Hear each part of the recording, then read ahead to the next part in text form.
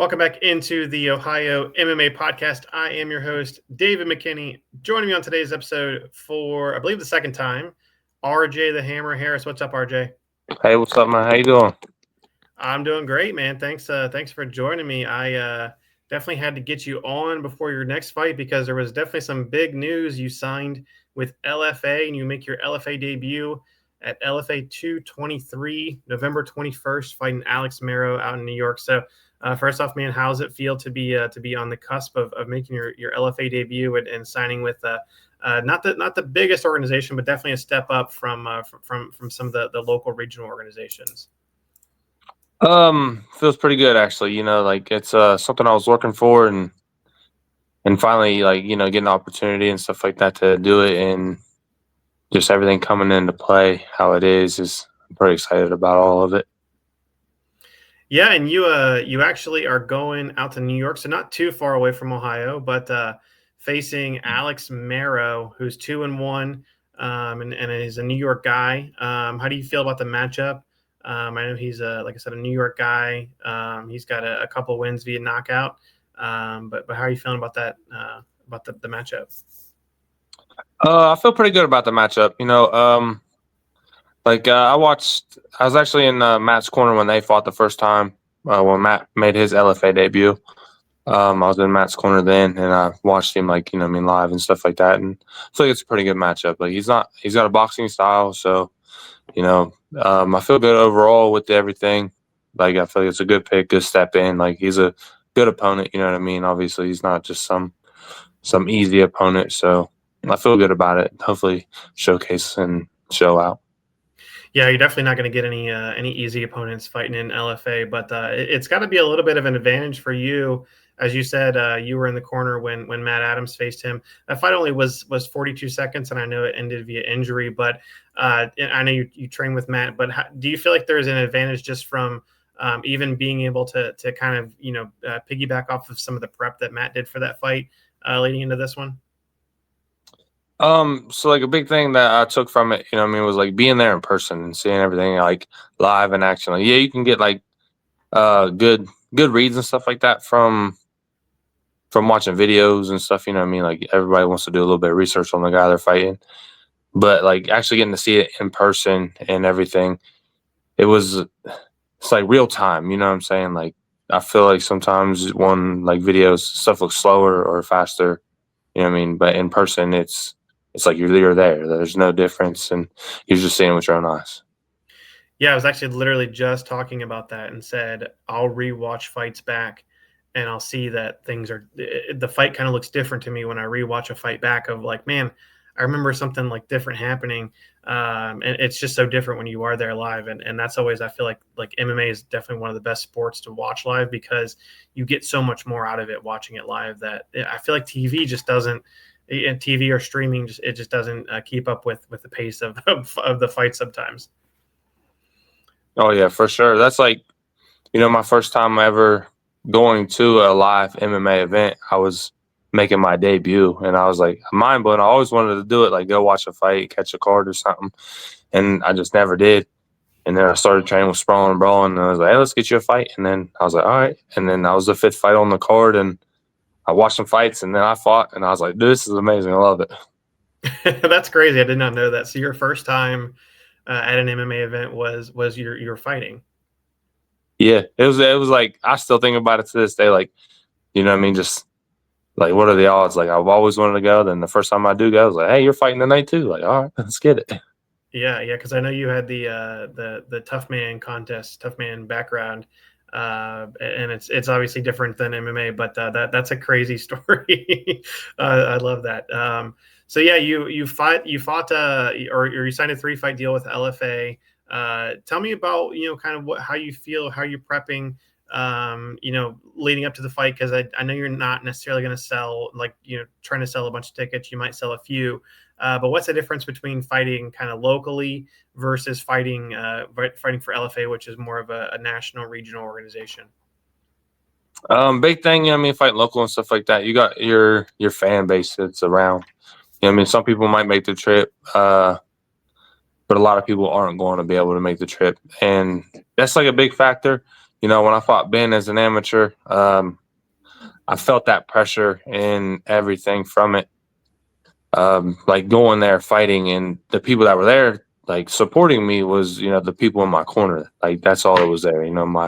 My wife now, Matt, and Matt's wife, and so that was it. And then there was a bunch of people from Indiana there, and so like getting that experience and stuff like that. So like I mean, it kind of takes.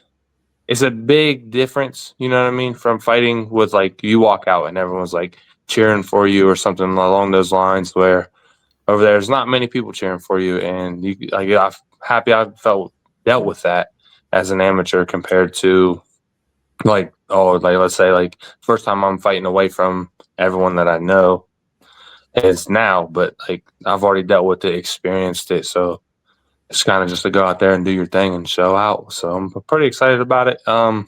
Feel good. Just kind of eager, can't wait. Starting to get real excited. It's getting close. Yeah, yeah. It definitely is. It's a different mindset, right? It feels like a business trip than more so than like fighting at home, which kind of feels like a little bit of like maybe like a homecoming, I guess. Um, I know you have your home base at Sprawlin and Brawlin out in Zanesville. And it looks like you guys are definitely doing a good job with that gym. I know you're a smaller gym, not a ton of fighters out of there, but definitely some tough fighters. But you also mentioned you're doing some cross training. Where are you cross training at? Who are you cross training with for this fight? So far, like as of right now, I've been getting some work in with Matt and stuff like that, and here recently, Austin Green, the last guy I just fought or whatever. My wife reached out to him, and we've kind of been talking and thinking about making a trip down there next weekend to get a little bit of work in with him and stuff like that. Considering how the fight went and everything, I mean that pace and I mean just a big body and stuff like that. He's a good opponent, so like why not get good work in? Yeah, that's always so crazy how many guys fight and then they're like, let's train. That always Yeah, I think is about that a lot for real. Like, I mean, I don't have no hard feelings towards anybody I fought. You know what I'm saying? But sometimes I do find it weird. Like, hey, I was just trying to really like whoop you in there. Like, you maybe gonna get some rounds in one day. Like, it's definitely a unique thing for MMA. But Rocky and Apollo Creed fought each other and then they started training together. So it's kind of the same thing. Um, so I know you definitely I know you started as a wrestler, you played football. As an amateur, you were kind of known as a knockout guy, and I remember a couple of fights even leading up. They're like, yeah, you're a kickboxer, you're a knockout guy. You're like, I'm actually you have a wrestling background. But now as a pro, you're turning into the submission guy on me, man. You got 2 out of your 3 wins via submission. What's the deal with that? Are you trying to get your black belt? Talk about turning into a guy with a little bit more of a well-rounded guy and going out and getting. I think you had 1 submission as an amateur, but now you've got 2 of your first 3 as a pro. it's kind of crazy for real. Like knockouts are flashy and stuff like that, but sometimes you got to take a punch to give a punch, and if you can take less damage and further your career, no cuts, no bruises, you know what I'm saying, and not have to worry about scar tissue or anything like that. It's kind of like where my mindset was going with it, but also showing the versatility that I have. You know what I mean? Like I can stand and bang. I got knockout power. I can knock people out. But also like don't think like if we go to the ground like you just got me, like it's a wrap. Like I can finish the fight there or standing. So it's kind of just like showing it. And like I feel like when I first started, confidence wise, like I know I can wrestle, but I was like nervous. Like not really like kind of understanding it. Like what I mean, going to the ground, I'm like, yeah, I can do what I need to do, but can I finish a fight from there? And just training it over and over and over and getting super comfortable with it. Just made it a lot easier, especially with the wrestling background, knowing that I can do it if I need to. So it's kind of just like if the fight ends up there or whatever, and I feel like it's a good area to go, I'm gonna go there. Or if I don't need to go there, I'm gonna stay up and throw hands with somebody. Yeah, it's definitely showing a different side of your game, and it's interesting, signing with LFA, off of fights, and they're like, I'm sure they've seen some of your highlights of your knockouts, but they're like, man, now this guy can tap people out too, so you can do a little bit of everything. Yeah, like I said, that's probably my favorite thing about it is like, you know what I mean, kind of like you touched based on a little bit was like the well-roundedness of it. You know what I'm saying? I'm not just like heavy on the feet or heavy on the wrestling side. Like you just kind of make whatever shake and make it happen. Yeah.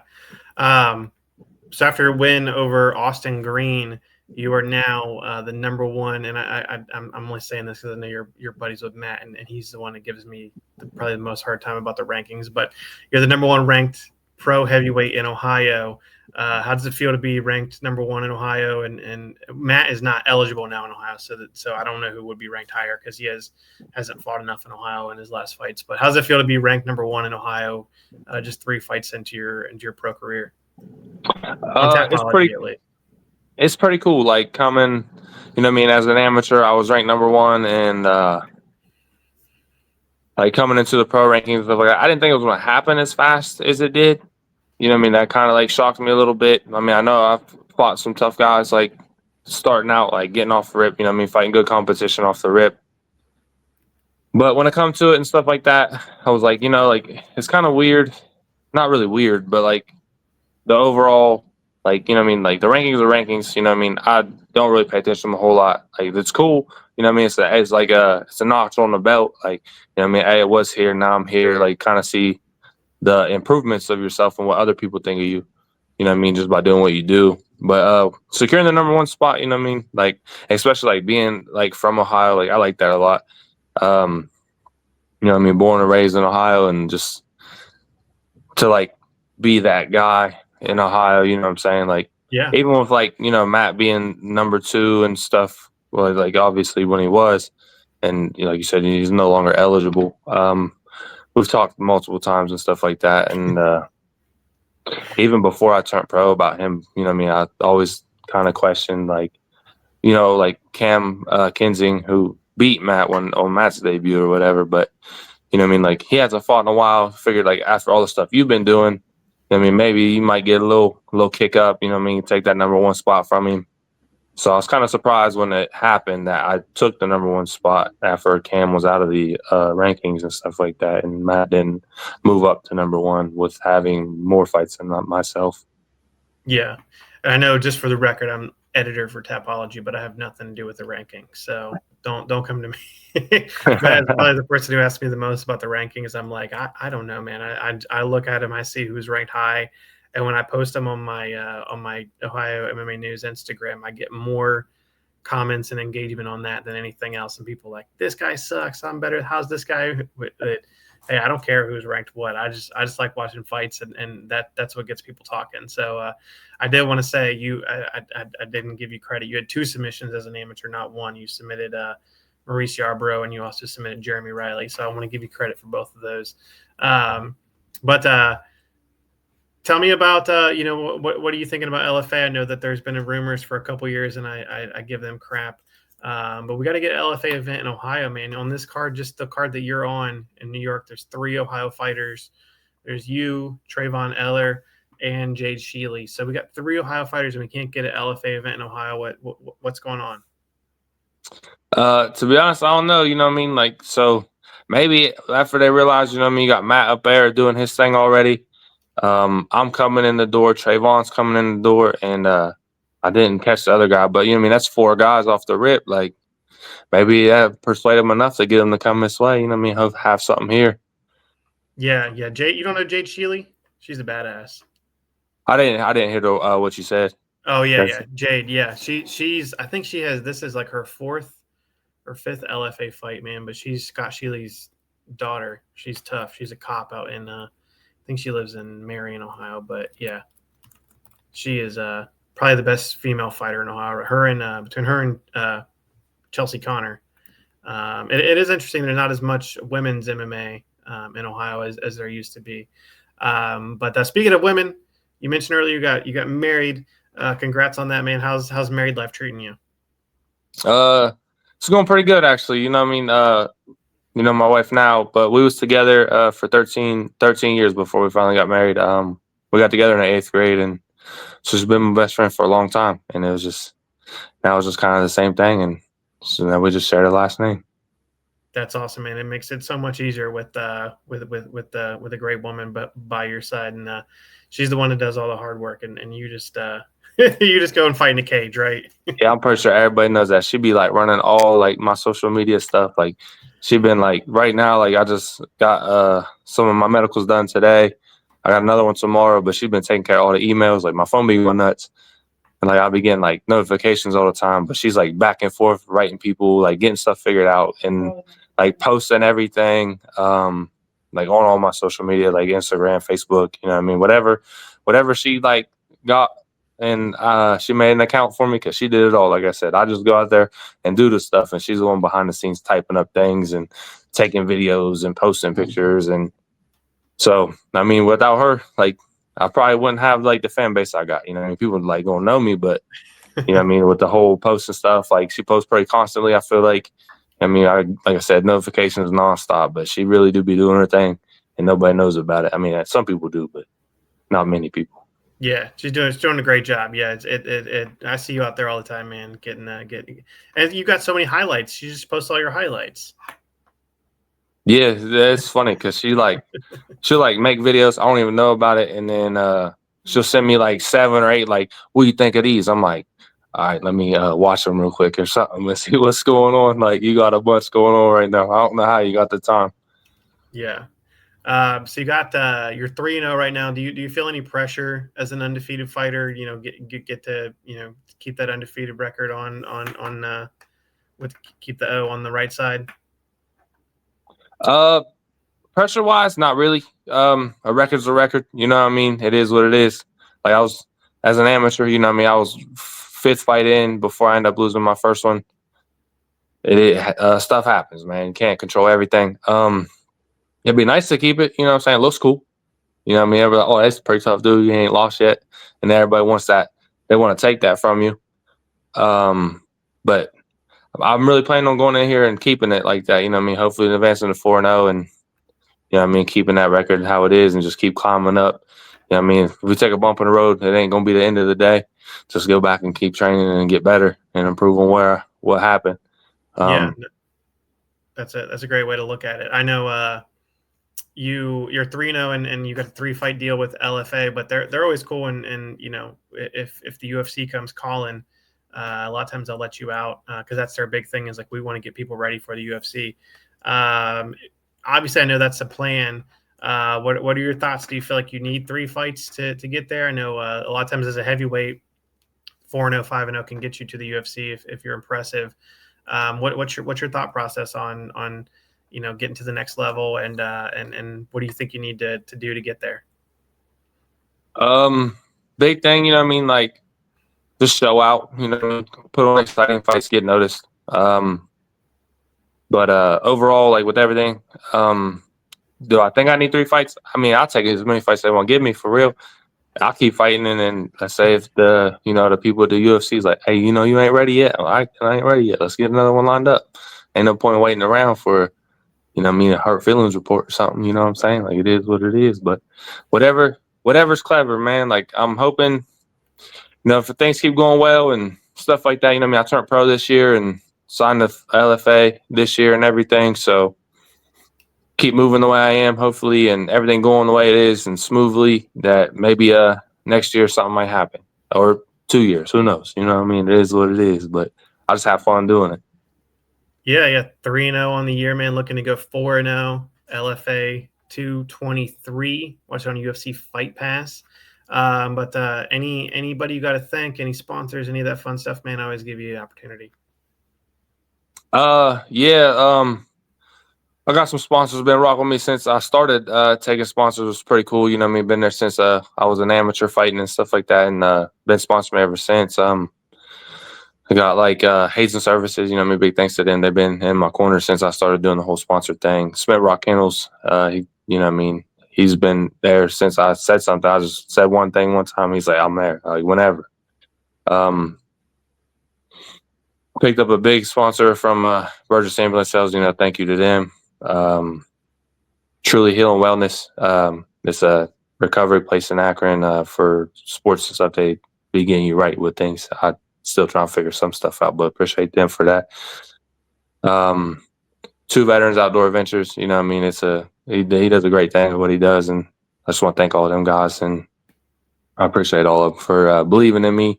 That way I can do what I got to do, and I want to thank, you know, what I mean, anyone who supports me, and especially my wife. Like I said, she be doing the crazy things behind the scene, and she be grinding just as much as I do, for real. Not as much physically, but mentally, she be getting it.